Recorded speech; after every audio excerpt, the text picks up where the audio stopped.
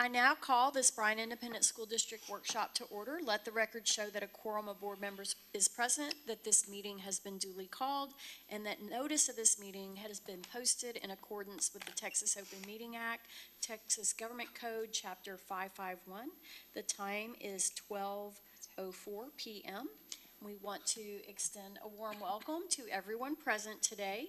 If you've not already done so, please turn off the sound on all electronic devices. And we will now move into our spotlight. We have one spotlight, and usually we do our spotlights at the night meetings, but since this is Mr. McCall's last meeting with us as a board member, we wanted to do a spotlight for him today at lunchtime. So we want to thank and appreciate Mr. Mark McCall for his dedication and service as a Board of Trustee member. Just a few highlights. Mr. McCall was elected in 2015 and has served till now, 2024. He led us as board president through the pandemic and COVID.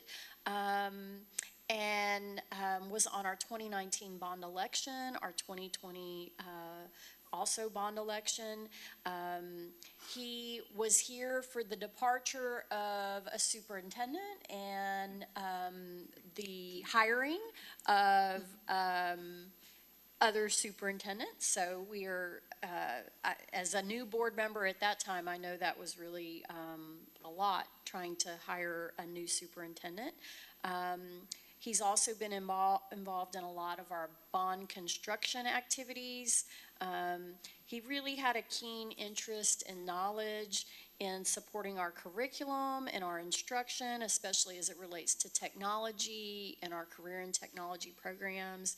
And he really brought that lens of a parent, since he had 4 children come through the district, and also as a former teacher here in Bryan ISD. In fact, in the back, we were talking about how long Mr. McCall has been coming to this building, and we estimate about 20 years amongst all of those roles. So that was back when Barbara and I were young.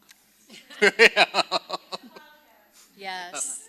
Yes, so we're grateful for the many hats that you have worn, Mark, and for all that you have done to keep this district moving forward in so many positive ways. So with that, we are going to present you with a beautiful silver platter that is inscribed, Bryan Independent School District. Thank you for your dedicated service to the students, faculty, and staff of Bryan Independent School District. Mark McCall, 2015 to 2024. Woo-hoo. So we congratulate you and are grateful.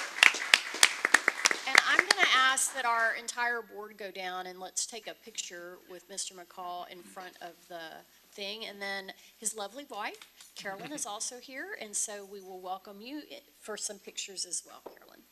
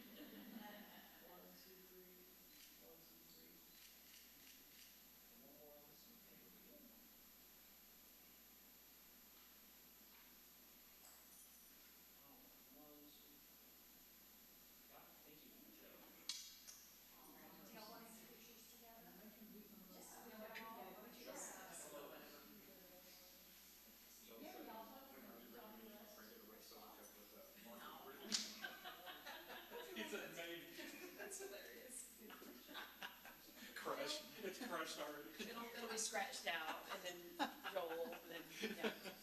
$10 each here in 2 weeks for public comment.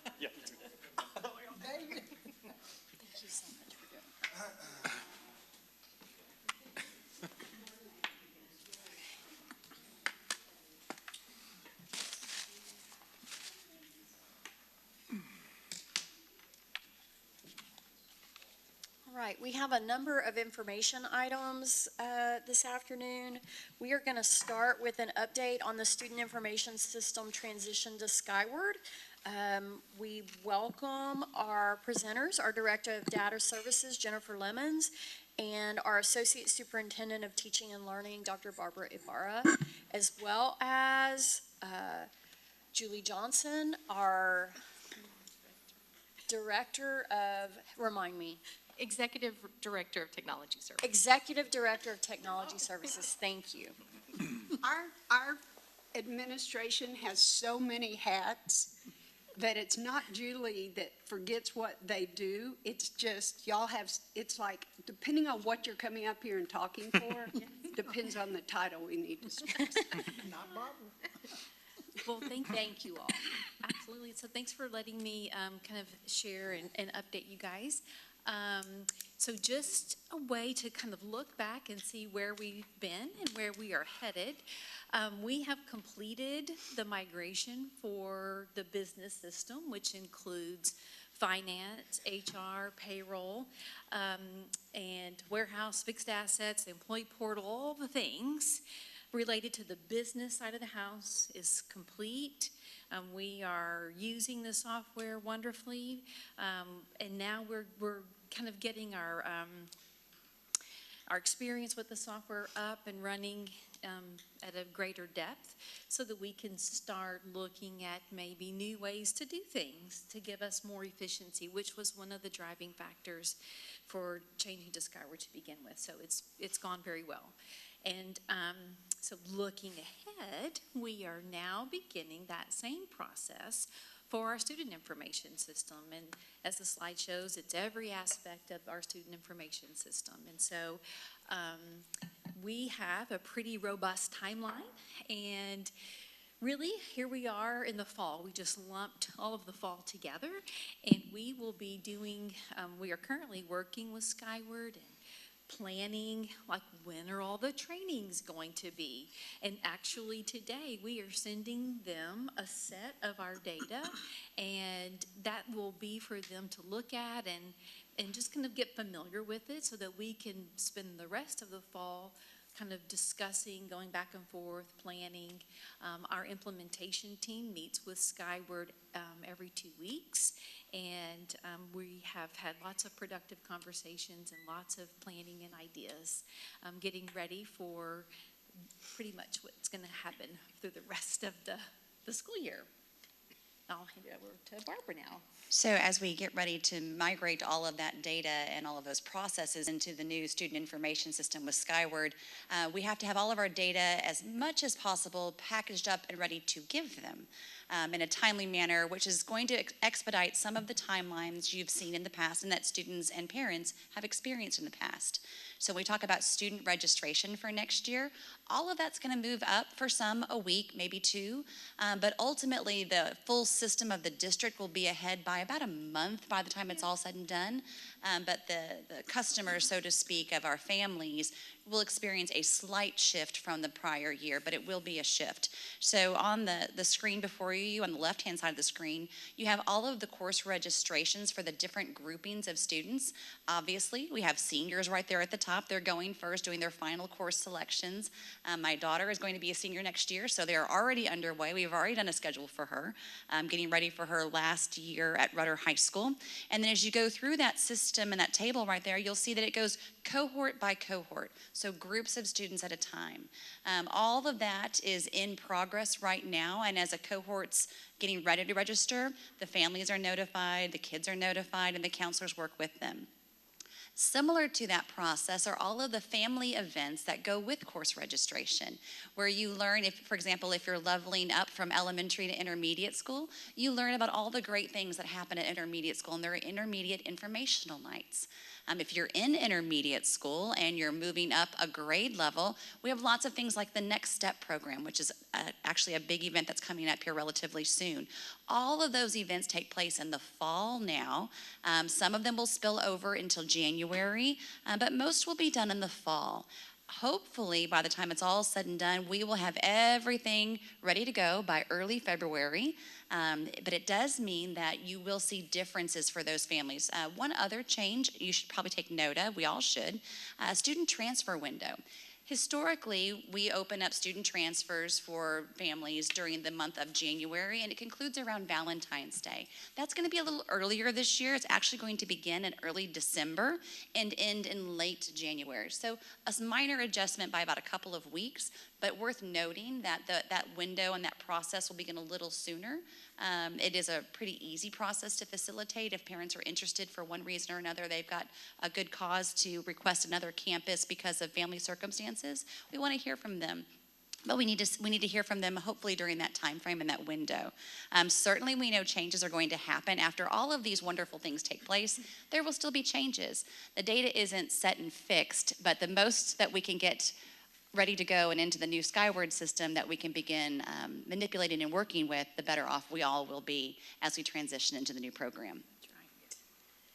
So let's kind of come back to the timeline and dive just a little bit deeper. So as Barbara mentioned, we want to get all of those course requests done as much as possible, and those will be migrated into Skyward. And then in March, we will begin a little bit of dual entry. So an example would be, so that would be after the migration of those course requests. But let's say we get a new student after spring break. We need to enroll them in our current software, but we also need to make their plans for their course requests in Skyward. So while dual entry might kind of be, not really want to do that, I think it's really a good opportunity to kind of layer in right now, allowing our staff to experience the Skyward software while we're still in our comfort zone of our current software, so that when we get to the new school year, it's not the first time I'm seeing it. I've been logging in, I've been looking up students, so I think it will be a real blessing. We will spend the rest of the spring kind of just doing trainings and working on that. And then we get to May, we have a big plan for our sailing into summer PD time, where we're going to be training our trainers of the teachers. That will be representatives from each campus, and they will get to work with Skyward to learn that so that they can turn around and help train teachers when they come back on contract. So the summer will just be a lot of the same, lots of training and learning how to use the software. When we get to August, Skyward will have 2 people here on site for 2 weeks. The week before school starts, the week of school starting, and then for an additional week, there'll just be 1 person for the week after. And they are here for a resource for us to do anything we need. Help answer questions, go to a campus, help a group of teachers. They are at our disposal and are willing to be here and just help us have the smoothest transition possible. So do you guys have any questions that I can answer?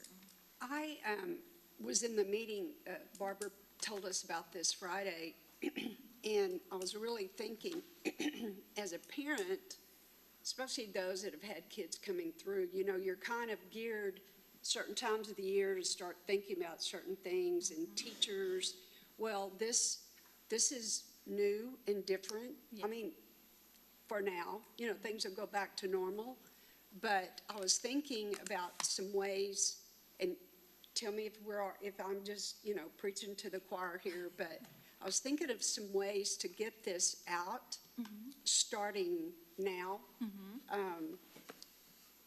to have hard copies to present, like this slide just before this slide, and maybe even the one before that.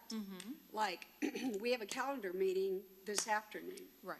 If we can present it and even give hard copies to every parent there, so they can start thinking about, put on their refrigerator and start thinking, because those are very, very active parents and teachers. We've got our spiritual leader base, you know, they want to know everything, and they're very good about communicating.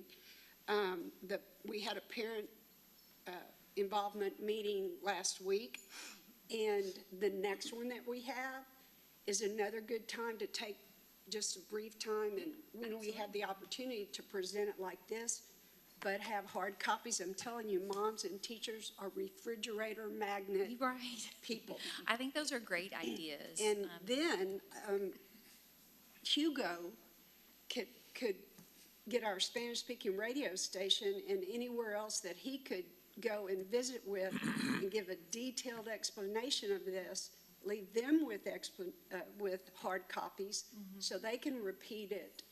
Because Absolutely. we're gonna have a lot of people that feel left out because they're just so busy that this creeps up on them. Right, So absolutely. as a, person that used to be in the district in a lot of different positions, this could really slip up on us.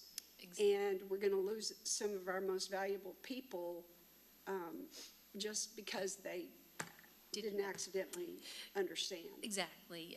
I appreciate that. Those are excellent ideas that we can absolutely do. And we're taking that same approach, trying to get all the different groups of employees, even that interact with our student information system, just to make sure that they're aware, just to know the timeline. So it's kind of the exact same thing. Another plan that we have is for parents in the parent portal. This summer, like early on in the summer, we want to let them log in and kind of update their emergency contacts, just as a little introduction to the parent portal, so that maybe we have the summer to troubleshoot any login issues and help them to just get familiar with it and what it looks like. So we're thinking along the same line, so that's good. Well, the timeline, I think, is important, and some of those are coming right up. And Yes. so, just like our parent involvement, what's the name of that? It's a parent Yes. advisory council. Parent Advisory Council, we had that meeting Friday. That would have been, even though we weren't necessarily, you hadn't presented it yet, but Right.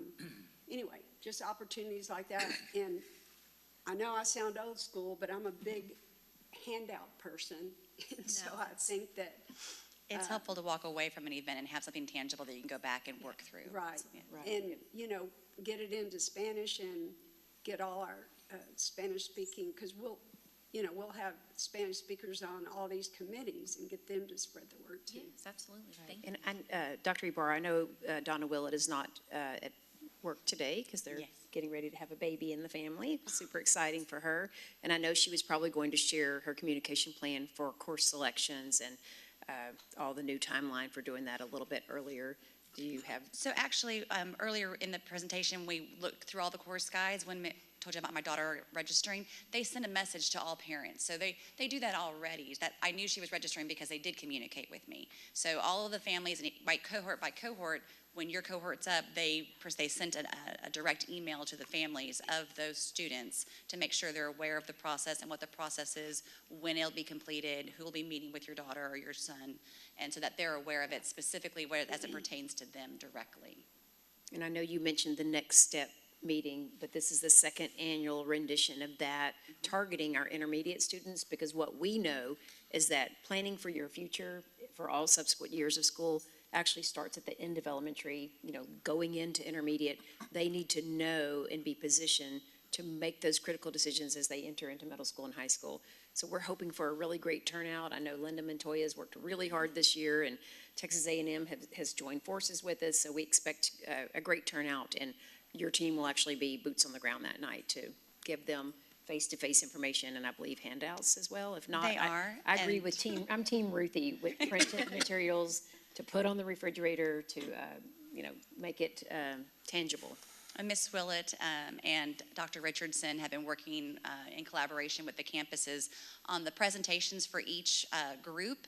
That includes exactly what you just described. What is their pathway from intermediate school to high school to post-secondary education? What are the things, if my end goal is to do a particular category of job, what are the courses I should be looking at in intermediate school, middle school, and then high school? So helping families kind of navigate those different pathways of interest for each child. That's the exact focus for the evening. May I ask a little bit more general question? I just wanted to get kind of an update on our transition to Skyward. Has it presented all the opportunities and ease? I know there's always going to be growing pains, but is it as good as we thought it would be? Has it been a benefit? Yes, of course, it's been bumpy at times, but as with anything new, but, we're changing our mindset to, maybe we used to do these 5 or 6 steps, and now Skyward's doing all but one of those for us. So it kind of brings up questions like, is it doing what we want? And then we go, oh, it is doing, oh, that's nice. I don't have to enter like those 50 lines every single month. Right. And like I said, we're looking at new ways to begin using other aspects of the software that we just kind of had to get past the implementation before we start going, now, how can we kind of peel back that we've always done it like that mindset and try some new things. So it's been great. Their support has been amazing. Good. We put in a ticket and we get a response, if not that day, the next day. And one of the things I really love about their help and support is we ask a question, they reply back in an email with step-by-step instructions so that we could save that and come back to it and share that information with each other. So that's been a really great learning tool for us. So it's been good. Yeah, share how we're going back now, what we learned in the fall. Yeah. So we thought, it might be good because we were drinking from a fire hydrant for a while. So we said, let's go back now and have Skyward come and consult with us, and let's look at our configurations, our setups. Now we know what they mean when they use this term or that term, and are we really being as efficient as we can? And we have absolutely learned something every single time we've done that. And it's been eye-opening and a great use of our time. Great. That's good to hear. Thank you. Yeah, you're welcome. Other questions? I assume this is going to impact the home access center. Yes, it will. Okay, so when we start talking, I don't see New parent parents portal. training and parent portal and all that in here, but I do know of various parents that live and die by that home access center. So that's kind of what our plan is. So not too terribly early for the family portal, but definitely towards the beginning of the summer. And we'll be working with all of Hugo and his team for how to kind of let parents know, here's how you're going to log in. There's an app that they can download. They can just log in from their computer, so they have options. And then being able to update their emergency contacts.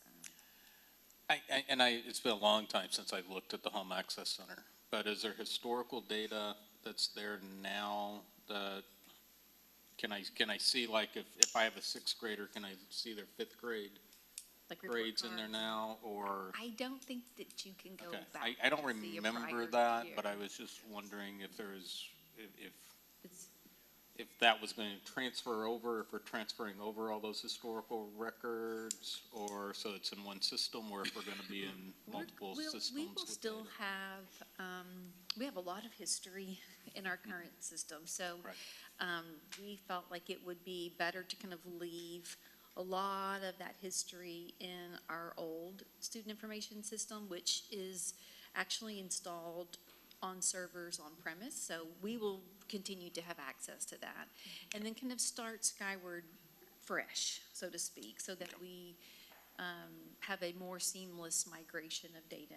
And everyone, we're communicating that to everybody to just remind them, we still have access to that. Like even on the business side, we probably every day people are logging into our old software to say, oh, okay, I remember that's how it was, and just as a frame of reference. Okay. All right. Any other questions? Great. Thank you so much. All right, so we invite Dr. Barbara Ibarra, our Associate Superintendent of Teaching and Learning, to stay as we move into another information item on the academic calendar development for 2025-2026. Again, filling in for Ms. Donna Willett, our Director of Counseling Services. Thank you. I will try to do justice to the amazing Mrs. Willett. Thank you, Dr. Harlan. It is time, as we just visited about Skyward and the transition to a new student information system. A piece of that student information system also is the academic calendar for the 25-26 school year. And much like all of the other timelines have moved up a slightly, 1-2 weeks, maybe 3 or 4. The same thing is true of the academic calendar decisions for the coming school year, because all of that information also gets entered into the new student information system, and is a part of that migration and the initial setups. So we're coming to you to start that process. It's usually about this time of the year, but then also to bring it to you hopefully for a decision and consideration by the board this semester by the end of December. But the purpose is, of course, to create an academic calendar that serves the needs of the students, the staff, and the families. Donna Willett and the team pulled together a diverse committee comprised of representatives from every campus, including teachers, parents, students, campus leaders. We have school board members. Thank you, Mrs. Waller and Ms. Benford, for serving once again on our calendar committee. And then, of course, district administration to provide information and background on certain topics. But that committee looks at stakeholder feedback from across the district and making those determinations.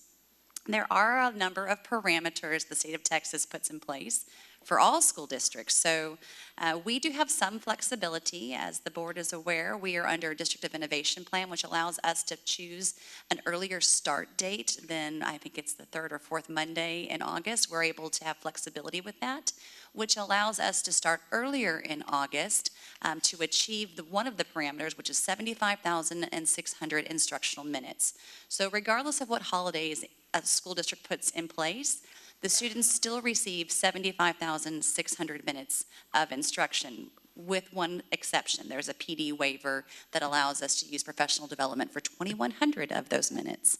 But all that to say, because we have the flexibility with the District of Innovation to start earlier, we have more flexibility to be responsive to the needs of the community and the preferences of the community in terms of how holidays fall and when professional development happens. Teachers are going to work 187 days by contract. So we need to make sure that there's always still 187 days of employment for teachers. And in that time frame, we achieved that 75,600 minutes. As we go through the timeline for stakeholder feedback, we are already done with October. We've met with the Parent Advisory Committee, the district leadership team, and gotten some initial feedback. The month of November will be a roadshow of the same thing, getting stakeholder feedback on what's working, what do they really appreciate about the current calendar, what do they hope for the coming calendar, and just seeing where we have consensus among stakeholder groups. All of that goes back to the calendar committee, and then we put together options for the community to consider that will go out in a survey. Because of the surveys happening simultaneously, we have the fall survey of the district where we ask about how things are going and what we can do to either keep things going in the right direction or maybe make a minor adjustment in other areas. And the calendar survey, we're going to combine those two surveys into one, so that parents aren't hopefully experiencing survey fatigue from us. There's another survey here, there's a survey there. So hopefully by wrapping them together, we'll be able to get some quality feedback on a number of items. But that is a little bit different this year, and that'll be basically around Thanksgiving break and into early December to collect that feedback from the district at large based on the input we received through the month of November. So when they go to those stakeholder groups, they look at this year's calendar, and you can see the questions up there that Mrs. Willett has provided. Basically, what's working, what are the areas for improvement, how have programs been impacted or families been impacted, and what are their key non-negotiables that just, for example, usually in these meetings we hear we must conclude by Memorial Day, that students shouldn't be in school into the month of June. That's typically a general consensus, that's a non-negotiable for our community, that we do not want to see school going into the late May, early June timeframe. So using that as one of our markers, we set that date. And then we move everything else around what those non-negotiables are. As you look into the coming year for the 25-26 academic calendar, we are waiting to see if we'll have information from surrounding area, Texas A&M University, Blinn, surrounding districts, because we know we are one community, and we know that we like to, to the extent that we can, mirror big breaks in other entities. For example, we typically mirror the spring break timeframe for Texas A&M University.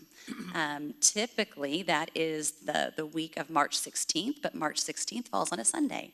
So we anticipate that they could possibly go with the 9th and 13th, but we don't know for certain. So we're hopeful to find some information between now and then, but it may not be available at that time. So the committee will weigh that in as well and try to do the best they can to match what we anticipate other entities in the community to go with. And they look at Easter, they look at when all the other days fall and how holidays have fallen typically over the timeframes and when appropriate breaks may be. And they take all of that to the committee and they work through different models and different renditions until they come to consensus as a team based on the stakeholder feedback. So once again, the timeline is to continue with feedback through the month of November, begin making different models of calendars that could be a good fit for our community, go out to survey around Thanksgiving to early December, and then bring back to the Board of Trustees for discussion and possible consideration at the night meeting of the December month and time frame. Are there any questions?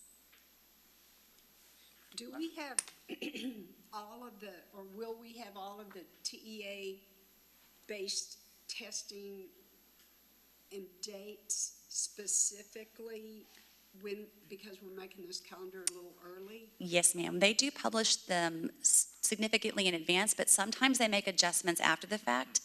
They've done that once or twice before, and I think we've had to come to the board and do a minor adjustment to the calendar if that's the case. Typically now TEA does it in windows, so usually it works out okay. Even if there's a small adjustment, the windows, there's still a time frame for us to meet the assessment time frame. Good question. This is a little different issue, but directly related. I've always thought something like I'll just pick on the fall break, the week, and I know that I guess 2 of those days are this year were staff development, correct? Yes, sir. So, but the other 3 are not. We hear all the time about kids that are just below grade level, that they're struggling, and maybe they've even missed some school for some reason that maybe is legitimate, maybe it's not. But I just always have thought, why can't we do more? Because at least I'm not aware of anything. Maybe there's something you need to tell me about. But where we take advantage of those, say those 3 days to have whoever would like to earn a little extra money with our district to have some remedial stuff going on, so it doesn't all, for heaven's sake, doesn't all wait till summer, or, always trying to do it during the school day. We're doing remediation when obviously that pulls them out of their normal environment. So has that given much thought? Is that just something we're not doing because of money? I know the legislature is going to treat us right this time, but well, I don't know that, but I'm hopeful. So I'm just throwing that out. Is that something that's been talked about, considered? Because if it's not, I'd love to at least have it talked about. We have done something similar to that. It's been several years, the Optional Flexible School Year Program, OFYP, where students who needed additional support would come in, I think it was like the last week of school, and provide, they'd get intensive support in the areas where they needed it. What we found is probably what you would already know, that oftentimes the teacher who sees that child every day is really the person that's the best fit for helping the child, and really truly knows where the scaffolding needs to happen to support that child getting to the next step. And so that intervention and that extension activity time is truly best done by the teacher who sees them every day, or that works with them on a daily basis and has some knowledge. So when we match up students, it's about making sure that we're providing it during the school day to the extent that we can, and then also after school if need be for some students, but that it's by the faculty and the staff that know the child best. During that time frame, we had some staff working, some staff not working, and when the child didn't have a relationship with the person that was helping them, it just didn't gain as much ground as we would have liked to have seen. We seem to get further with the student when they already have a relationship with the child and they know what they need. It's certainly something we could look into to make sure that we're always doing that. That's part of, you'll remember House Bill 1416, where we had to do intensive tutoring and training for students who didn't previously meet state assessments. That's still in place, that's still tracked, it's still monitored, and it's by a teacher in a small ratio, all of those things. But regardless of the holiday, the number of minutes of instruction are not lost by the student. It's still 75,600 minutes. It's just arranged differently over a larger time span of months and weeks than condensed into that one time frame, if that helps in any way. Well, and your points certainly are valid, and it's not ideal to have somebody else who doesn't know the child, but it's also just sort of painful for me to think about, okay, here's a week coming up, this kid's way behind, and he's not going to catch up at all because we're not having any schools. So it just seems to me, my hope would be that maybe the teacher, that child's teacher would have a lesson plan prepared, or could fairly easily do something that would be just for obviously a few days, that this is what this kid's struggling with, and any, I guess, good teacher could hopefully help. So I'm not going to push on that. Y'all got your own reasons for doing what you do, except that that's just, I know, chronic problem that we have kids behind, and we struggle, the teachers struggle, but they can only do so much during the regular school day when they could, again, this would be focusing, one or two teachers on just a few kids, so that very good ratio of help. And it just seems to me, if any way to make it work, it would be a golden opportunity. We can certainly take a look at it. We don't want any missed opportunities, so I completely agree. That's certainly something we can look into to see what are the viable options for it. Any other questions? Thanks for the calendar update, and thanks for Ms. Waller and Ms. Binford for their service on that important committee. All right. Thank you. We will now move to our advanced academics update, and we welcome Dr. Christina Richardson, our Director of Advanced Academics. Good afternoon. So every year I need to give an update to the board about the progress of advanced academics, and so this is your annual update. So to begin with, just a list of what is served as advanced academics in our district. We have our K through 4 GT services, Explore Academy, Dual Language, Inquire, and Odyssey at the middle school. We have advanced level courses beginning in 5th grade. We have pre-AP and AP courses starting in 8th grade. The AP Capstone Diploma Program, which is located at Rudder High School. We have our International Baccalaureate Diploma Program located at Bryan High. We have dual credit at both comprehensive high schools. We have Bryan Collegiate, which is a designated TEA early college high school. And we also have AVID as a support for all of these things that students participate in. So the way we look at advanced academics each year is through our strategic planning committee. This is a very diverse group of representatives from every campus, teachers, administrators, principals put forth parents to be part of the group as well. We meet multiple times a year and look at the progress of things that we've talked about in previous meetings, and then look at what are new issues that may have been arising that we need to address, or where would they like to see things that we haven't looked at yet. And so through that strategic planning group, we have identified 4 goals. So there's identification enrollment, curriculum and service design, professional development, and community and parent engagement. And so those are the 4 areas that when the group meets that we focus on K through 12. The big one that we've been working on is our professional development. We have a lot of new teachers. We have teachers who are new to GT or advanced academics, and so trying to get them supported as well as keeping our veteran teachers up to date with, when IB rolls out a new curriculum or things like that. And so the first thing that all of these teachers do, K-12, is that they have to complete 30 hours of professional development. It's 6-hour units over GT. And so it's nature and needs, identification, assessment, creativity, differentiation, and depth and complexity.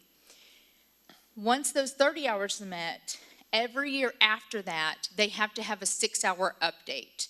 And so in those same areas they did the 30 hours, they do 6-hour update to continue that growth. In addition to that, we have added depth and complexity training, especially for our Aspire teachers and our elementary GT teachers this year. Our Aspire teachers, as well as our instructional coaches, have participated in both September and November in a very directed depth and complexity training just for them. It allowed them planning time as well to incorporate those new skills that they've learned.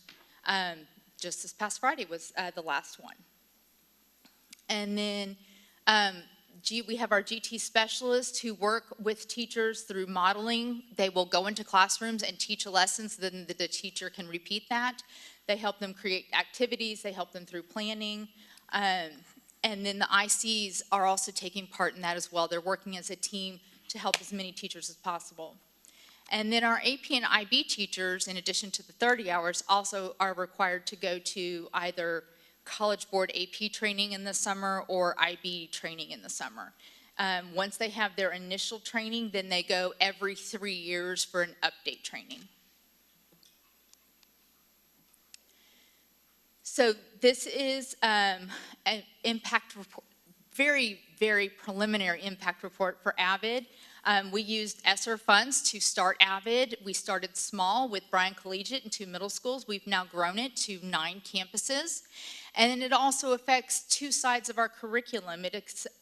We focused on advanced academics with the AVID school-wide and AVID elective, and we've also been supporting our bilingual students through the use of AVID Excel.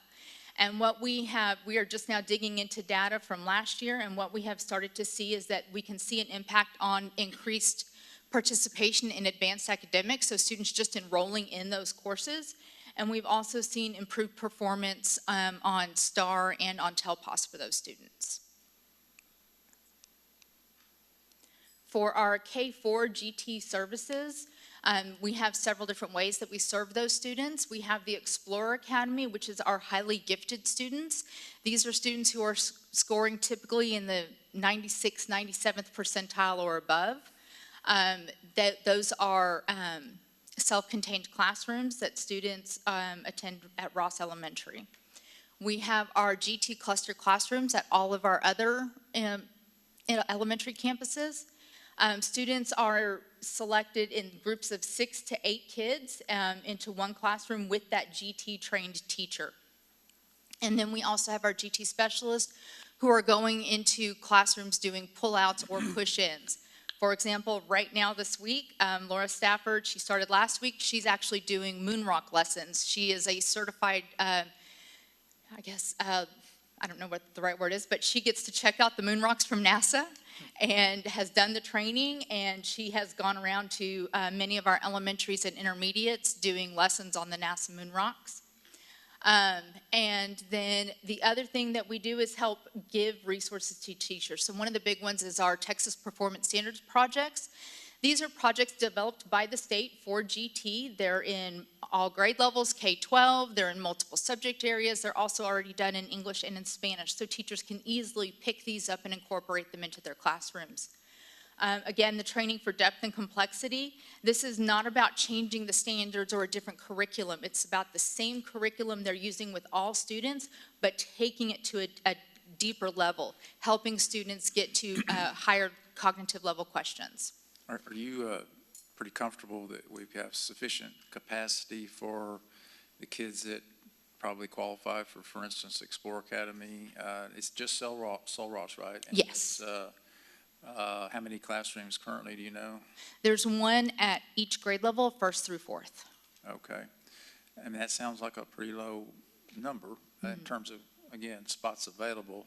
So I guess just in your opinion, based on the criteria, we're good, or does that maybe need to be expanded in your? Yeah, as long as we continue to target highly gifted, that's about as much capacity as it needs to be.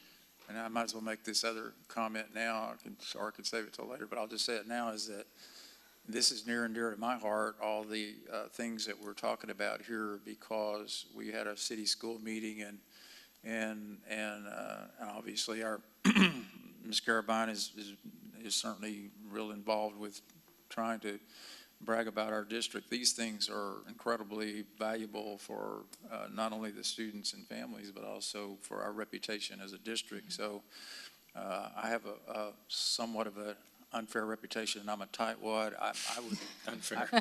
Somewhat unfair. I would not hesitate to say if we need more to accommodate more, then that's something that we absolutely need to look at. So any of this stuff that you're talking about, if it's a capacity issue that we're kind of topped out and we don't have room, even though these are some high-performing kids, I just want to make sure we're not leaving anybody behind, because it's just too important to me. And I think it's I'm not the only one that feels that way, I'm sure. So As Tightwad Junior, I would agree.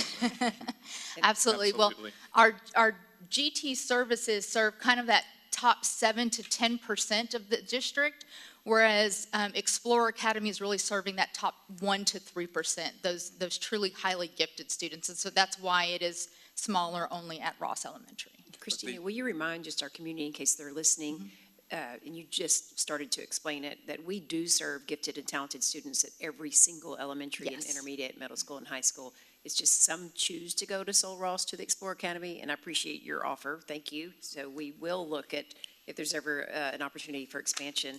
But I also know just from meeting with some parents, even though their child may qualify to go to the Explorer Academy at Ross, they choose to stay back at their home campus. They want to be in the neighborhood with their friends and neighbors and siblings, et cetera. Yep. So they do have that option, and some do self-select to stay back and go to their home zone campus. And those students who do that do still receive GT services through push-in or pull-out services, as well as depth and complexity embedded into that daily curriculum.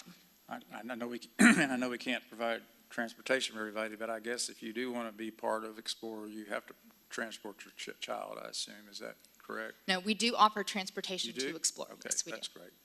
How many children, you may have already, I'm sorry if I forgot, but how many children are actually in the Explorer Academy classrooms? Is that 6 to 8 as well? Yeah, they have, oh, sorry, no, not 6 to 8. That's the cluster classroom. Okay. Sorry, in first grade, my numbers may be off by 1 or 2. I was just looking at this the other day. In first grade, they're at 23. In second grade, they were at 21. Third grade, I want to say was 18, and then fourth grade, I believe, was 20. Okay, so and to piggyback on Mr. Stasny's question, so have we have not had to turn anyone down at this point, to your knowledge, because of room capacity? No, we have, again, focusing on the highly gifted. It is a small percentage of students when you're looking at that high of achieving students. Okay. Typically, when we offer out, if we're looking for 24 students, we'll offer out to 30 students, because we know that there are some who will choose, like, they really want to stay in that neighborhood school, or they're already in dual language and they don't want to switch out of dual language. And so we offer to a few extras, knowing that we'll have some who choose to stay where they currently And I are. understand you've got to make it different. If you're going to open it to everybody, then why have a separate Explorer Academy if Right. it's Yeah. for everybody? So, thank you. And if before you go, I don't know, the pull out and push in, I think you were about to explain on that. I'm not. Yeah, so we do both. Like I said, right now, Ms. Stafford is out there doing Moonrock lessons in different campuses, doing activities within their classroom. And so both Ms. Stafford and Ms. Regan push in and do activities with Okay, students. gotcha. And then they also do some pull out, where they use different types of Lego robotics activities to do coding and things like that. And then they also do Project Lead the Way activities with students. One that they did was it was an engineering project based off of the Three Little Pigs. And so talking about what matters when you build a house and the wind blocks it down. And so, does it matter the shape of the house, what you build the house out of? And so it's very elementary, but it's something that kids connect to because of that fairy tale, but it's making them to start to think about the physics and the engineering of it. And so they do activities both ways. And then also supporting the teachers is our real push this year, is to make sure that teachers understand and serve kids every day in all their content at that GT level. Because what we want to make sure that happens is that our students are not just GT for that 30 minutes, that once a week, that they're GT every day in their core curriculum, and that they're given the opportunity to have those extensions, to have those challenging conversations. Awesome, thank you. Next up are academies. We've already talked about Explore. Aspire is currently at 5th and 6th, and it will be rolling up soon to 7th, and I'll talk about that in a minute. Aspire in 5th and 6th focuses on 6 career college pathways for enrichment: biomedical, computer science, engineering, fine arts, graphic design, and global studies. These students experience during an enrichment period different project-based learning things about those so that they can really understand what is biomedical, what does it mean to go into computer science, so that they can start to have that formation of what path do I want to get into in middle school and high school, and then what do I want to do after high school. They are also doing a number of activities based off of AVID for academic skill building, as well as some leadership activities. They're doing some book studies and team building things to build leadership skills. Inquire and Odyssey are now in 7th and 8th grade, and will slowly phase out as we roll Aspire up. Christina, what are the, I don't know how to explain it, but, okay, what are the odds of students getting into Aspire that were never in Explore? Oh, very high. So I mean, you'll have to remember, like right now, there's only like 20 fourth graders who are in Explore. Right, okay. And so each campus, I want to say at 5th grade, there's about 130 to 140 Aspire students at each of the 3 intermediates. And so everything just really opens up at that level. Yes, yeah. It was my understanding that Inquire is more of a English language arts based program. Yes, sir. Did you say any of those offerings would be included in Aspire? Because it sounded like more STEM. Yeah, so that's what the next part we're going to be working on. So we've rolled up Aspire year by year. And so now, actually next week, we're going to have our first meeting to start looking at what does the roll up to Aspire 7th grade look like. And each year we're taking into consideration what are really those defining things that make Inquire special, that make Odyssey special. Because Aspire is the best of both worlds. It's helping students look at all of those pieces and make some decisions. And so we have been working on, we did the course selection already as far as what 7th grade courses will be available, because that had to be done earlier for the reasons y'all just discussed. But now we're going to be looking at all of the elements of each program as a whole. And so we're going to be meeting next week to start those conversations with administrators, counselors, teachers, a variety of stakeholders, to start getting those ideas of what are the pieces that once Aspire rolls up, what do we need to hold on to for both, and what do we need to add to really make it Aspire and make it different.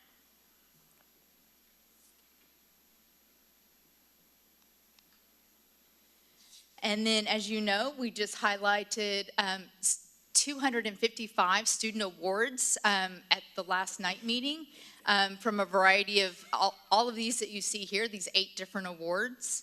And so that was a wonderful evening, as well as our campus Rudder, which got a AP Honor Roll award from College Board. Don't let this go out in the World Wide Web until you correct that top line there. So. I knew you saw that right off the bat. Academics. Close enough. So that's the abbreviation for Aspire students. Yes. There we go. It's shorthand. Yes, exactly. It's problem solving. All right. So advanced placement, changes that we've had for our advanced placement program. All 3 campuses have added AP pre-calculus. This is a new offering from College Board. And Bryan High and Rudder, this is actually their 2nd year, and this is Bryan Collegiate's 1st year to have it. For all 3, we had an increase in the number of exams taken. There was an increase in the percent of students who earned a 3 or better. And then for Rudder, they also added art history and music theory. The big part for Rudder is because they're an AP capstone campus, they need to be sure that they're offering a variety and enough AP courses that the students can earn credit for all the AP exams that they need to earn that diploma. The diploma requires that other than research and seminar, that they take 4 other tests. And so that's why they have added more, is trying to, a variety of things that the students may be strong in to earn that AP diploma. And a lot of those kids are little diamonds in the rough at that school that are some of our rural students that are very well-rounded and get the opportunity to do this and just fly, Yeah. just excel. Yeah, each of these that they've added, they're slowly building, and I think they're having a lot of success with it. As we saw a huge increase in the number of diplomas that were awarded for this past year, and so hopefully we'll continue that trend. And College Board awarded them, so, sometimes Yeah. Rudder is kind of always in Bryan High's shadow because Bryan High was, the only game in town for so long. But this is just a good example of how well Rudder's doing academically. Absolutely. Along with, of course. Well, Bryan High. and for Bryan Collegiate, and you'll see them in a minute, they had kids who are getting associate's degrees, and they're on that dual credit path, so they don't have as much AP. For Bryan High, it's that IB diploma student, but Rudder has really taken, hold of that AP capstone diploma, and it has definitely helped grow their advanced academics program there. And to remind everyone, at the last board meeting, when it was standing room only in here, it's the largest number of kids in my memory that have earned some type of recognition for advanced academics. It was a very diverse group of kids, so we're very proud. It's not just one type of student taking these courses. We want them to be exposed and to try it out.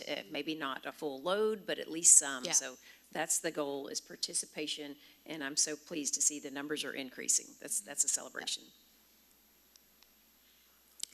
And then just a little recap, you heard this at the October meeting, but for AP Capstone, they had 10 students who were awarded their certificate this past year, and they had 8 students who had been awarded their diploma. Moving forward to this year, they have 40 students currently enrolled in AP Seminar, which is the first class in the series, and they have 32 students who are enrolled in AP Research. The 2 classes together, these students are essentially writing a miniature thesis. And so they are learning what good research looks like, how to read it, and how to write it, and how to present it. For our IB students, there were 29 senior diploma candidates this year, and there are 34 junior diploma candidates for this year. And then there were 10 IB courses had a greater than 90% of the students who passed with that 4 or better. And then Bryan Collegiate High School, for their graduating class of 24, 75% of those students were first-generation college-going students. 48 hours was their average number of college hours earned. They have handed out 11 associate's degrees. 38 more students on top of that were considered core complete. And then they had over 13,000 community service hours served. For our enrichment, we had 4 summer enrichment programs that ran this past summer. The first one is STEM Camp that we ran at both Rayburn and Jane Long. And it was a 2-week STEM experience for students. There were a number of different activities, robotics, guest speakers from A&M. They did a lot of different things. For math, we had rising 7th graders who are going into advanced math and maybe need some more skill building. And then same for students who were going into 8th grade pre-AP algebra, but maybe needed that extra help before getting there. And so they did a 4-week math camp. Did they have pretty good participation in there? Were they? lots of kids show up, or? Um, I mean, to math- come from math, I got to give them Math a lot was of not credit. as well as attended. The STEM camp, though, both groups had large numbers of kids, yes. For our top performers of PSAT, we had a Scholars Academy using both Kaplan and Princeton review resources for those students in the summer. And then for this fall, we tried something new. So in the past, we've always focused on skill building by content. So, let's make sure there's not any math skills missing or math content.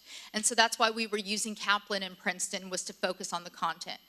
Well, we brought in a new company this year that strictly focused on the test taking itself. What are the skills you need to take the test? And so how do you use the Desmos calculator that's embedded into the math section? And so we decided, instead of doing a Saturday boot camp, which is what we've traditionally done in the past, that we would pull these kids for half a day right before they took the test. And so we pulled 50 students from all three high schools for half a day. They came here to our PD rooms. They had skill building. We gave them snacks, all the things. They got some access to software where they continued to practice those skills.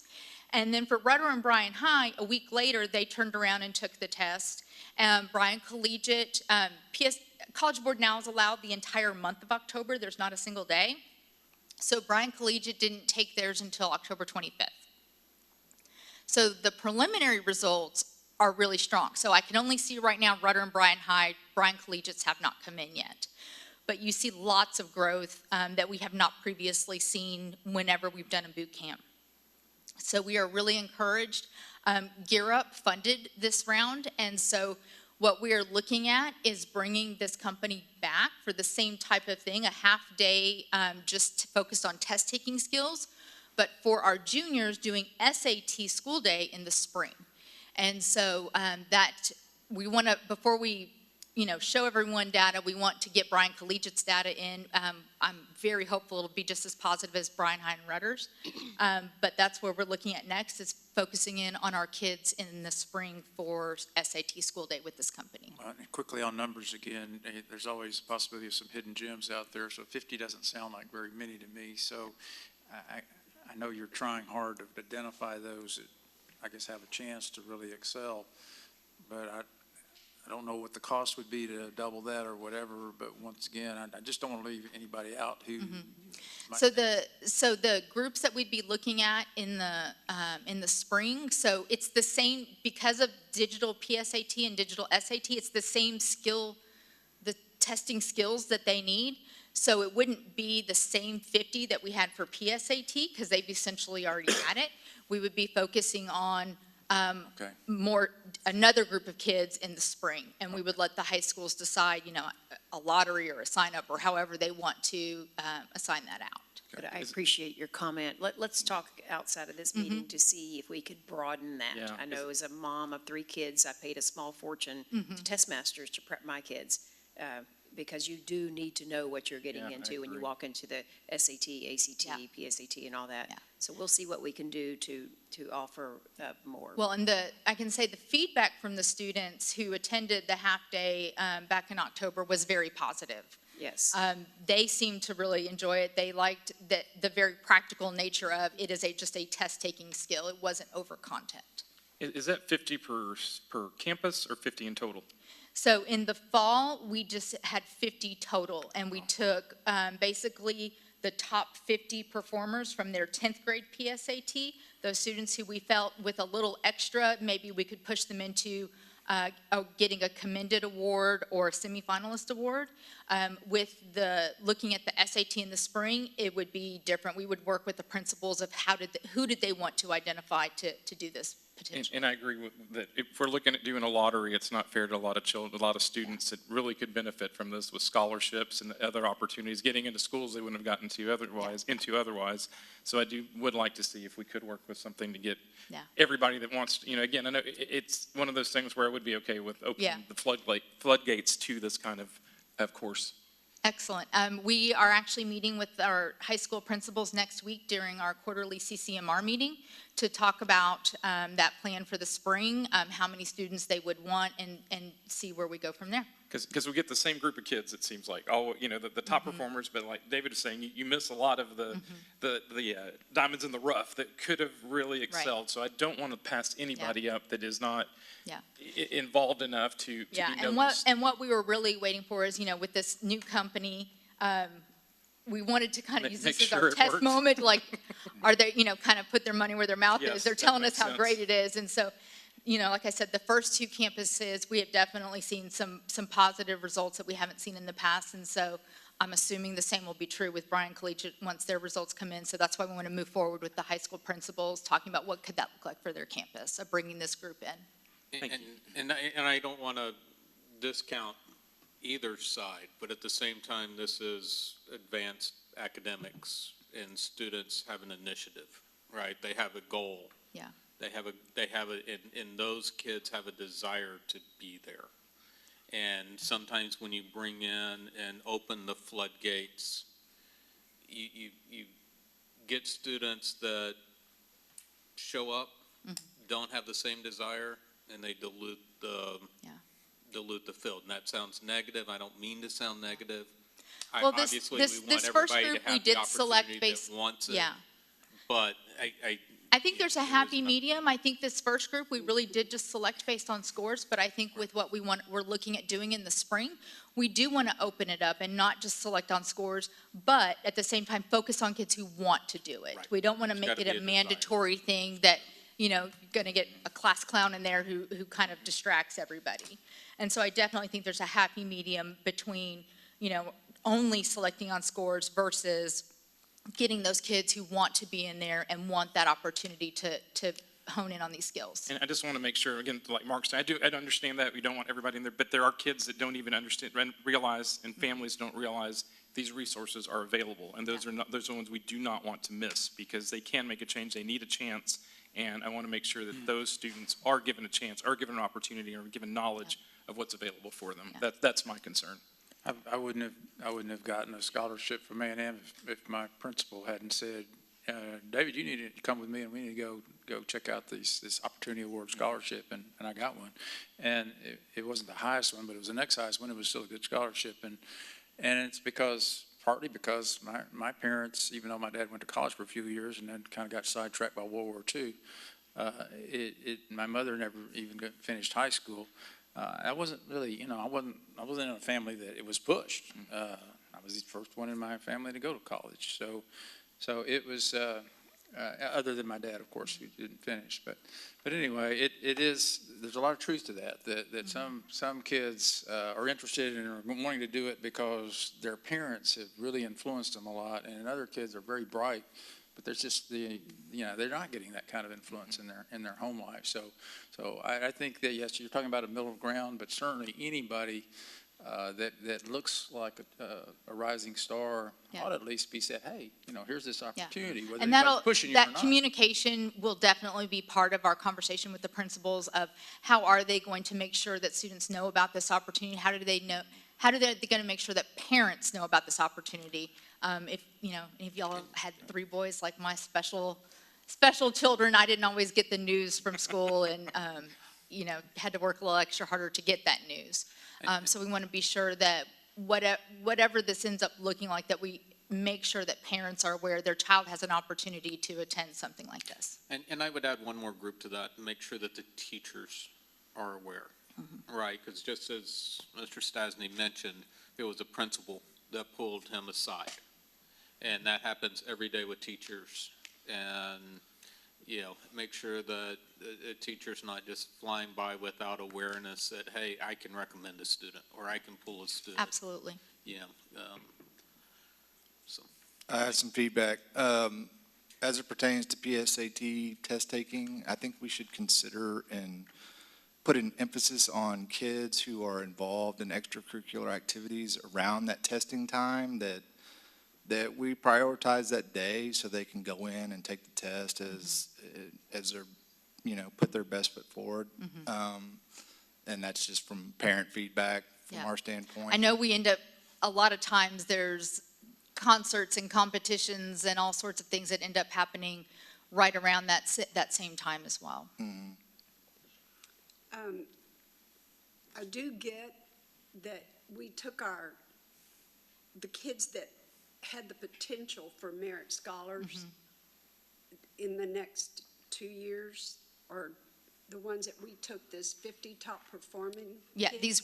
we took 50 current juniors. Right, and these are the kids that would be commended or could actually be merit scholars. And so, I mean, the highest performing kids that we looked at from each school. And so I just want everybody to understand that was how these students were selected. The ones that we thought, because, there's years we don't have any merit scholars or even anyone that's commended or in the category. So I understand that these students, to test out the new program that we're looking at. Yeah. So that's one deal. And then what Leo and David are talking about would help every kid. Right, opening it up to a much larger group of Right. students, yes. But I do understand why the selection was made for these students. Yes. Because these are the students who could be our merit Yeah. scholars. Yeah, Well, and just to be clear, the only way to be a merit scholar is on PSAT, not the SAT. correct. Yeah, so Yes. it happens early. That's the first piece of it, is to score high enough, and the score changes every year, so we never know exactly what that qualifying score is going to be. This past year it was 220, we've seen it 222. And so we took the top 50 scores, which I'll be honest, some of them were a lot lower than that. And so it was a fairly large range. And what we saw, even if they didn't necessarily score up into those 200s, was a huge jump from where they were to even higher, which speaks highly of what they're going to do for the SAT. But helping parents and students understand that a PSAT is not a practice SAT. That isn't it. It is the test you take that will qualify you for huge scholarships. So providing some recognition of the importance of that. I think a lot of times we think of the SAT as the thing that gets us into college. It does, but it is not the thing that qualifies you The for all PSAT those. opens up other doors. Huge doors early in your high school education. And I do like the idea of trying it out, obviously. I mean, I do understand what Ms. Waller saying, that we had to start somewhere, you had to start. So I totally agree with that, but I think we've made it clear that we would like to make sure a lot more. Well, and that was our plan. We wanted to wait and see the data and see what it looked like. Was this company worth investing further into? And we've liked what we've seen so far. What is the cost per child? Do you have a ballpark? I don't know the breakdown. I want to say I don't want to misspeak. Sorry, I'm not gonna say. We can look into it. and Gear Up funded it, and so I never saw that. Yes, piece we of it. appreciate all the feedback. I think it will inform decisions Ginger's going like, let's move forward. on. And I appreciate Mr. Bryan's comment about extracurriculars and competing priorities. And to Dr. Harlan's point, it is very important, and our students and their families and our teachers, our directors, coaches, sponsors, everyone needs to understand. So we will work with you to make sure we protect the date and there's integrity around the schedule. And that was one of the driving forces behind doing the pullout during the school day, because in the past what we've seen is we've pulled out on a Saturday morning, and we have students saying, well, I have to go to a band tryout, I have to go to a practice or a competition of some sort. And so we thought that this was a way to try and avoid a lot of those problems and be able to give all of these students opportunity. Derek's over there paying close attention, I know, so.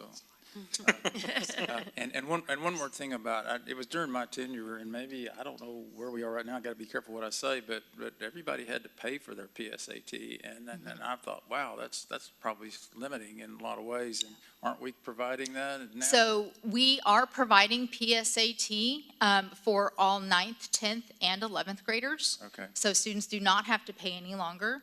And then this year, we also branched out a little bit to our 8th grade for the first time. Okay.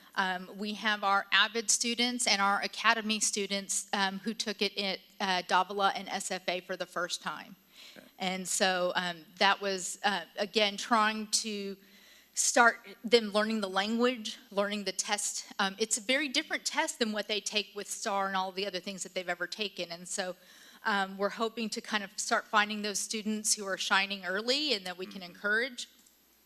But also, you know, like the reason we used, had it in with our Avid students was that is all about making that plan for the future of college going. And so making sure that they have the practice they'll need to get a high enough SAT score to get in college. See, even years ago, I was spending district money left See, and you right. just, I don't know why we call you cheapskate. Now, are the PSAT paid for through donations?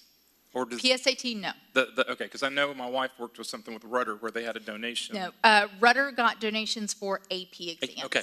Yes. Thank you. Okay. And then my last piece for enrichment is our academic UIL, which is K-12.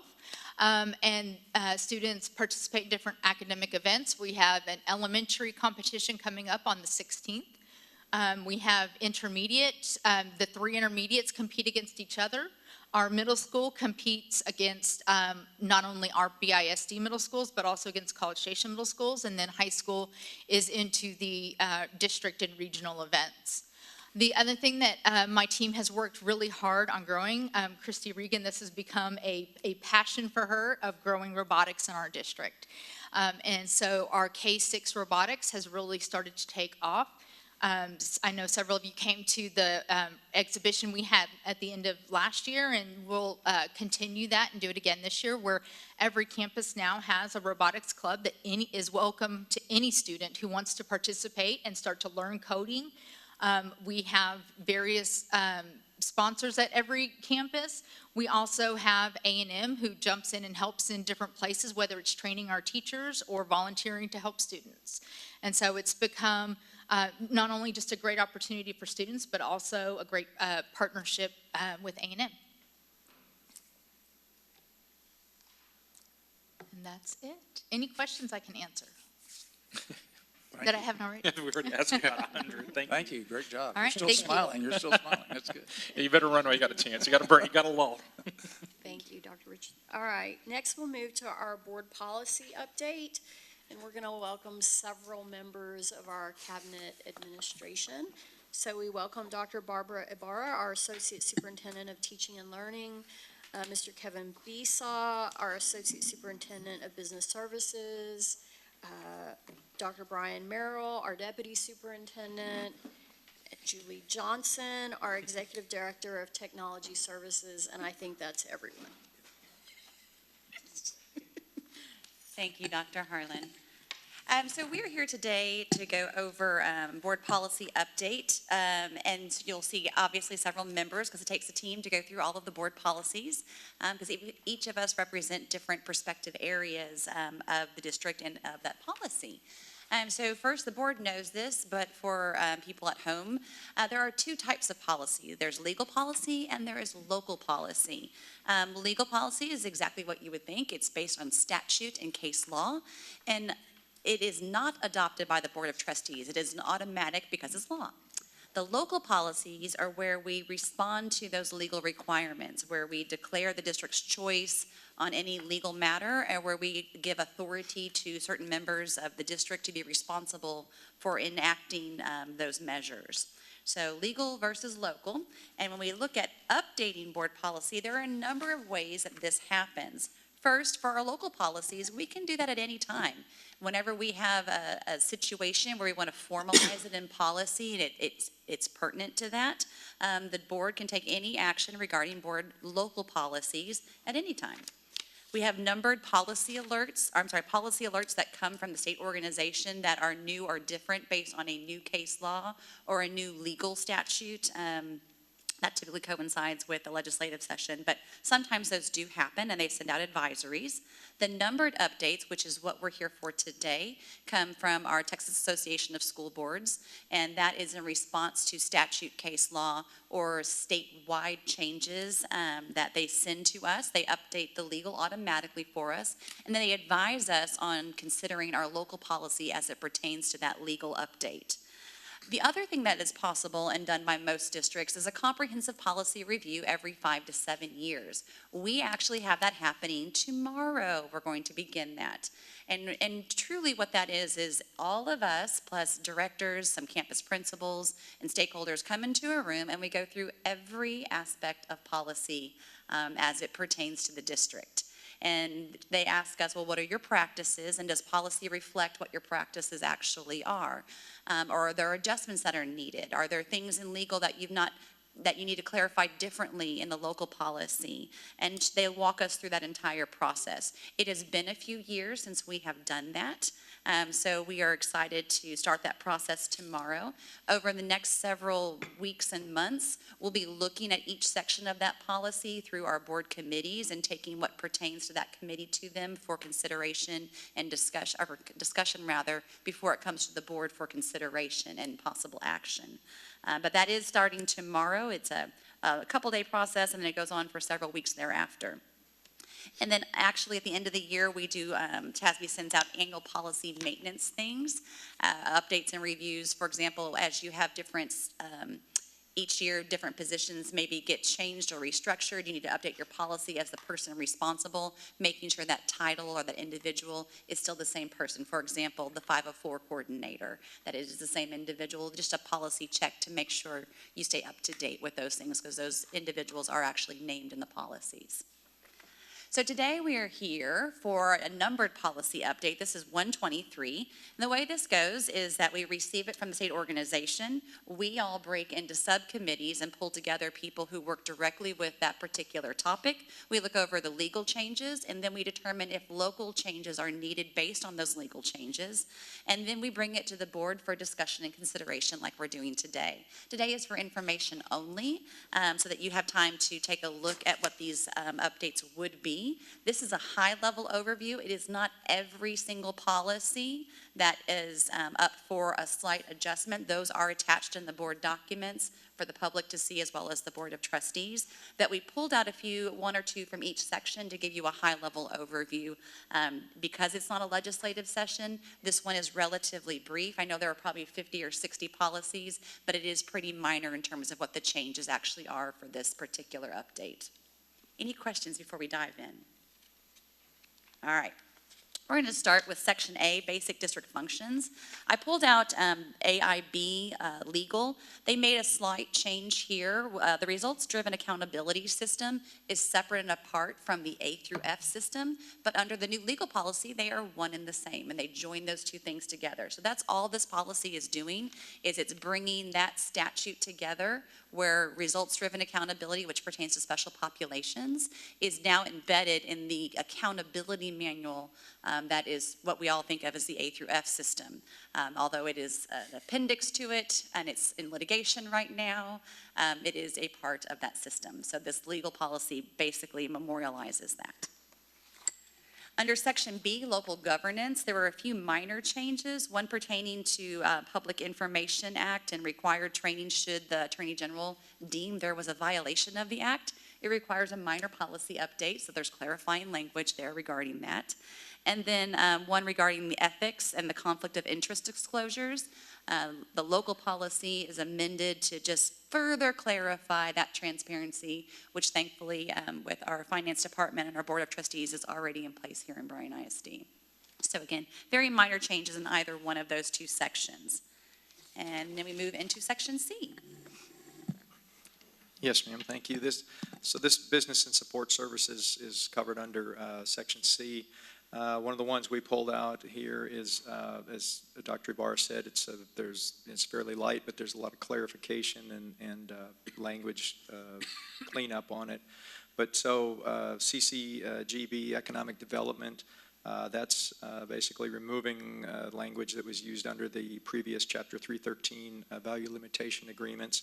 That expired in December of 2022. So they're taking that out, and we've all been talking about the new JEDI agreements and those things. So that's what took the place of this. That's just to remove that and take it out of policy.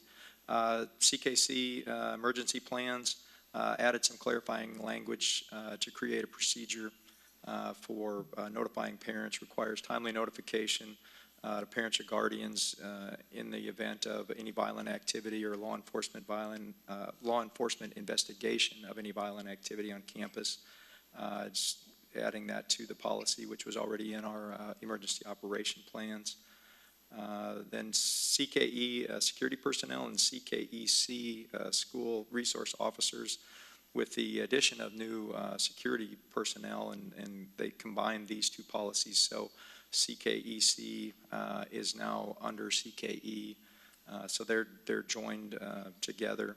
And basically, there were some clarifications of things that needed to be in the agreements, the MOU with, for our example, on ours, the MOU with the City of Bryan on our SRO contracts, or the a contract with TNT for our armed security officers, and those are in place in our policies and in our agreements. And then I have the CQC, Technology Resources, with regard to equipment. So this one actually came about from 2021 House Bill 3489. If you'll remember that time period, we were talking a lot about one-to-one devices and how much time students were spending on their devices and how it relates to the health of our students.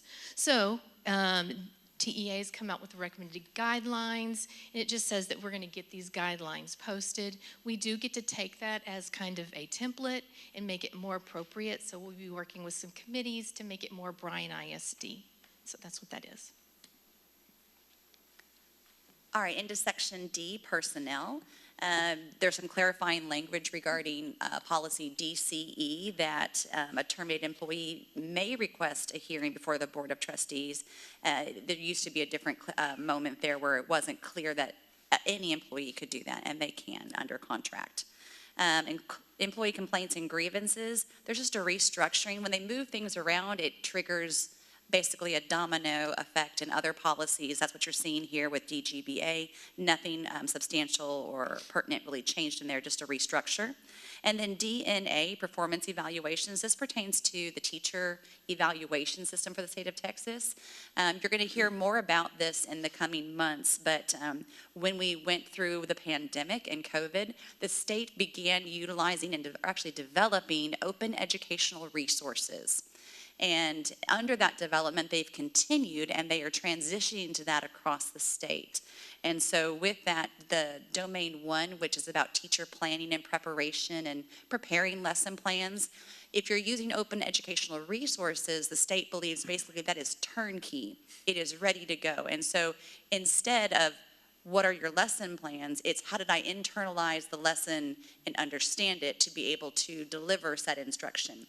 And so they offered districts the opportunity to shift Domain 1 to a different set of indicators for teacher evaluation.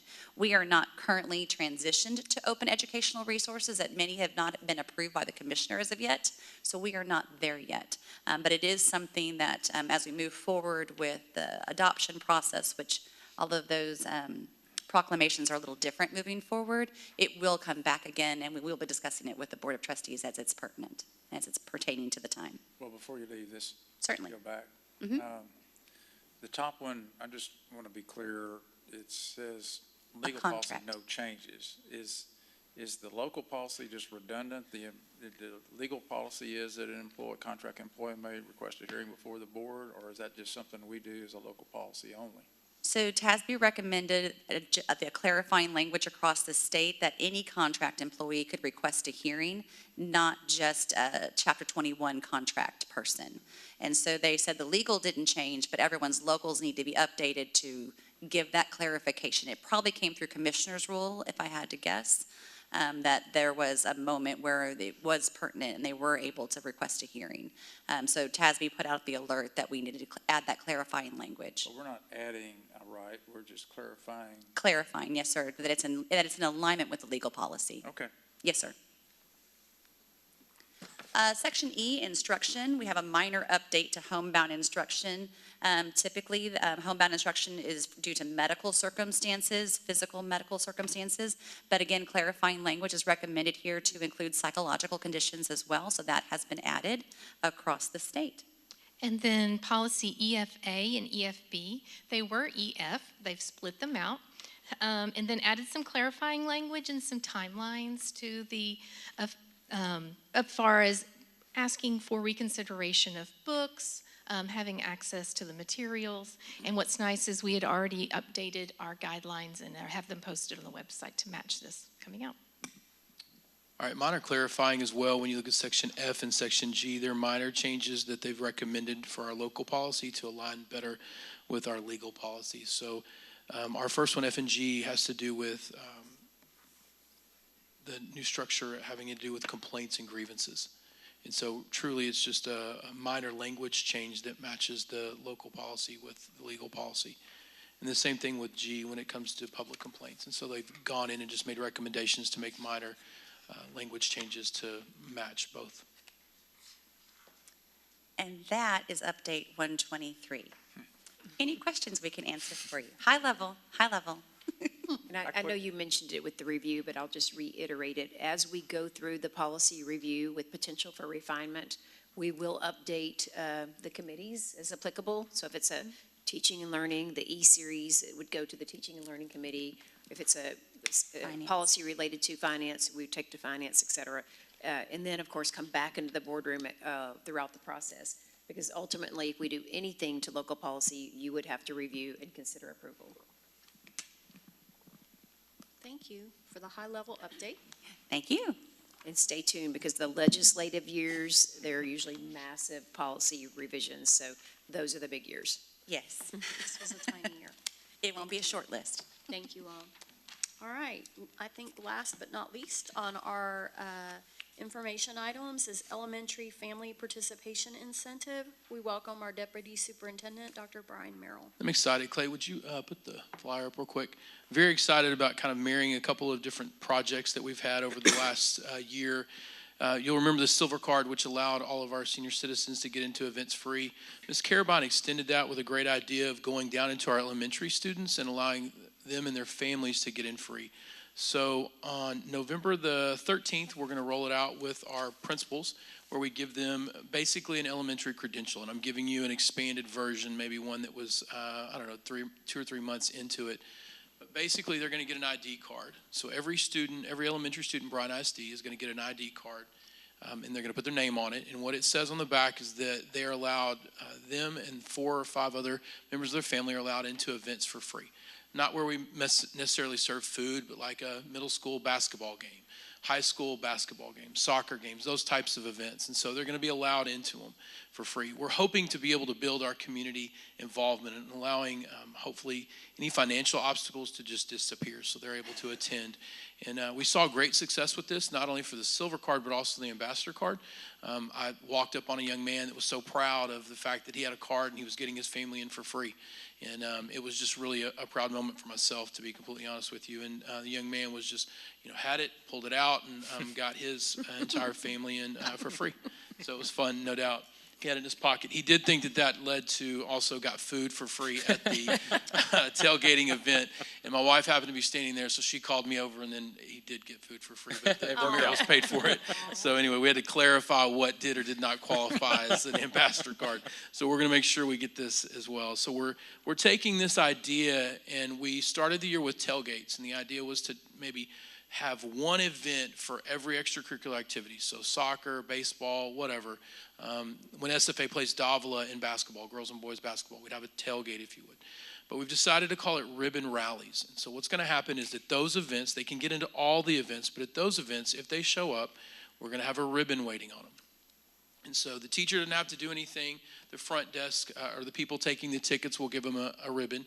And many of y'all may be gone to conferences where they give you a ribbon, right? It says presenter or whatever.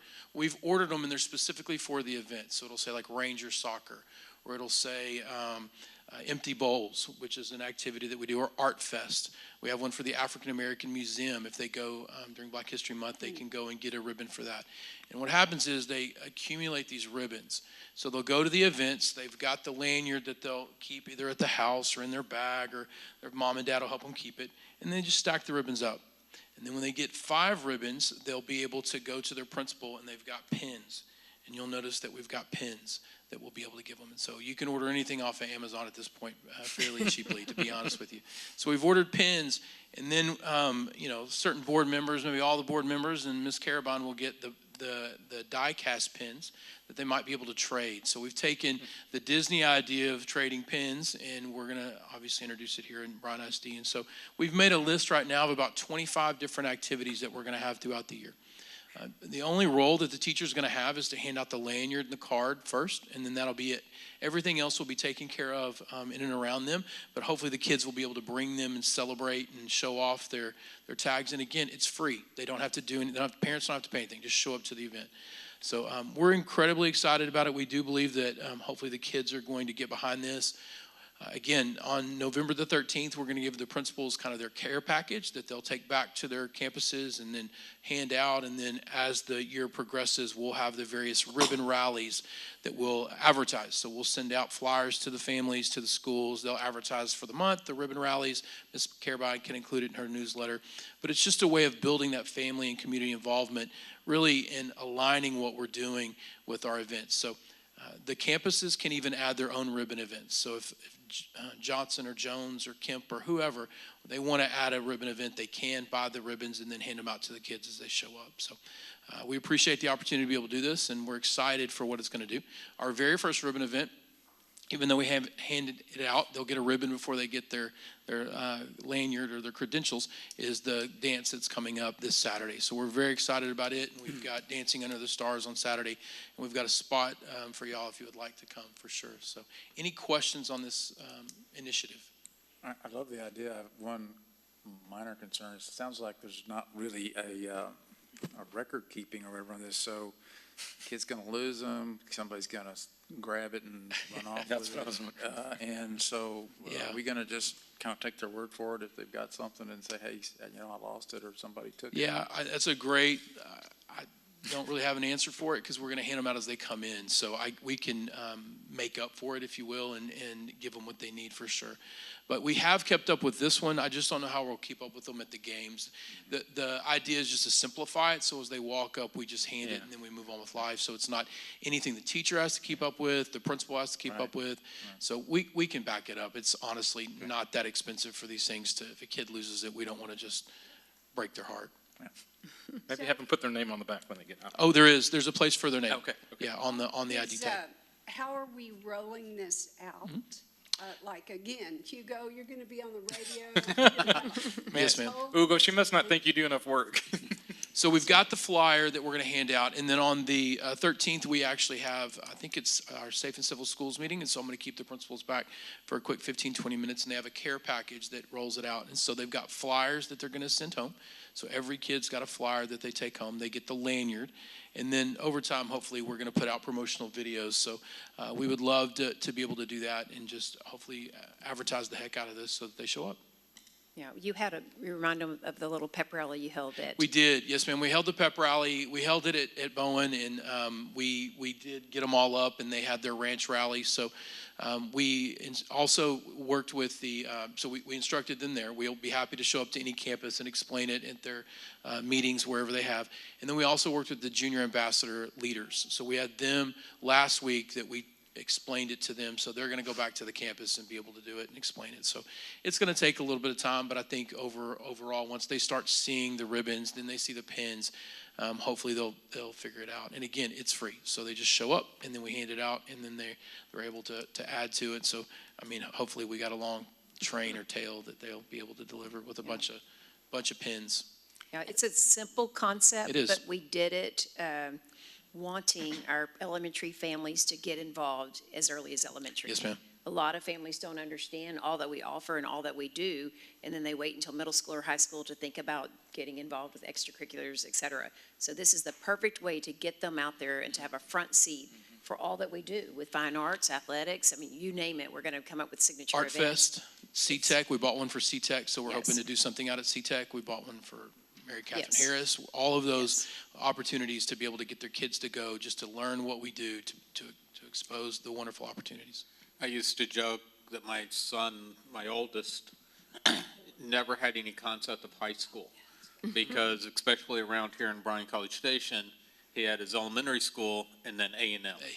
And we all true. went to all the different A&M events and everything. So I love this. Thank you. I think as much as we can Yes. Connect the dots. Hoping to throughout the connect. whole program. And I heard you say at the parent leadership team meeting last week That's that true. this is not a drop your kid off. No, Yeah, that no, was the really dance is important, definitely Julie. not a drop your kid off. We need the parents to show up. Right. We do have one, I was just looking at it, so we track it, how many tickets you need. Somebody put one, so I don't know who wants one ticket for the dance, but I gotta go back and figure that out. Because maybe maybe it's a parent coming, I don't know, but it's kind of funny. But we're up to over about 700 right now coming to the dance, and we're hoping to get over 1,000. And that doesn't count the high school ambassadors and a bunch of other folks that haven't signed up, so. That's awesome. Yeah, it's gonna be fun. Yes, and making it affordable, as in free, was the other thing that's really important, because I hope one day we have a problem having to turn people away at soccer games or basketball games, et cetera.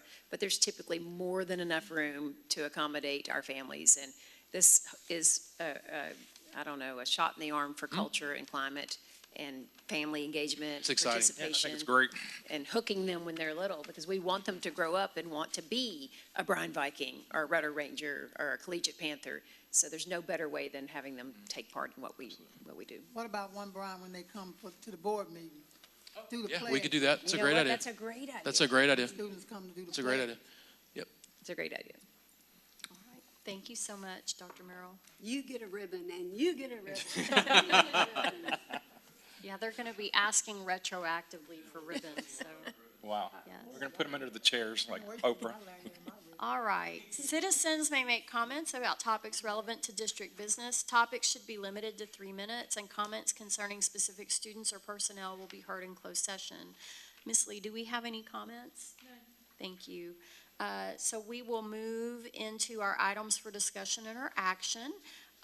So just as a reminder, any board member can remove an item from the consent agenda if you so wish.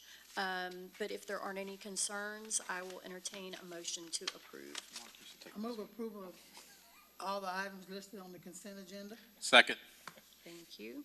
It's been moved by Ms. Binford and seconded by Mr. McCall. All in favor, please say aye. Aye. All opposed, say no. All right. Motion is approved.